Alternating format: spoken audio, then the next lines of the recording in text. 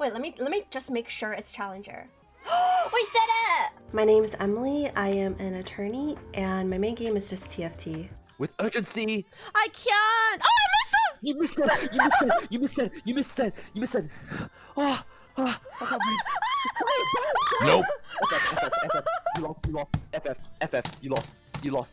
I think I started gaming when I was really young, but I was playing things like The Sims or like Pokemon, stuff like that. When I started playing more competitive games, it was in college. My roommate played a lot of League of Legends with her boyfriend, and then she kind of just got me into it, so I started playing League with her, and I played a ton of League. Emily, you can probably hit top 20 Oh! if you keep playing this game until you die.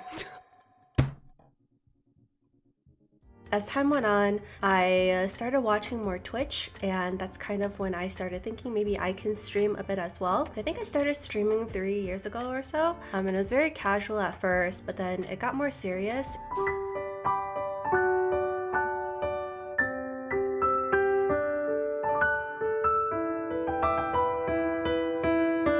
Right now, I think I'm streaming kind of casually. I stream about like 4 to 5 times a week, probably like around 4 hours at a time. And it's usually just TFT, but I also stream some piano, and sometimes I'll stream League or Valorant as well, but it's pretty rare. One enemy remaining. Oh my god!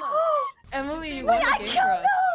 And I would say for TFT, I was always kind of like more for fun, I guess, but recently I do want to be more competitive or like reach higher ranks. I ended like 1,100-ish LP last set, but I want to even surpass that this set.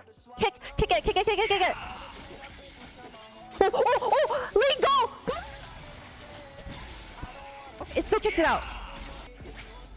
Oh my god. I think some of the biggest challenges is just that our achievements or what we do isn't really recognized because a lot of it is put off as being just a woman. In the beginning, like I was always like afraid that I was going to do something wrong, or like I was afraid that the moment someone said something that like was kind of against me or that was negative towards me, that it was my fault and that I had to change in some ways. But I think like that was the biggest thing I had to overcome, and once I overcame that, things got much better. And I think like especially as women, a lot of people are going to be negative towards you or like have negative words towards you, probably more so than towards men in the same sphere. Just know that like as long as what you're doing isn't hurting anyone, then you didn't do anything wrong.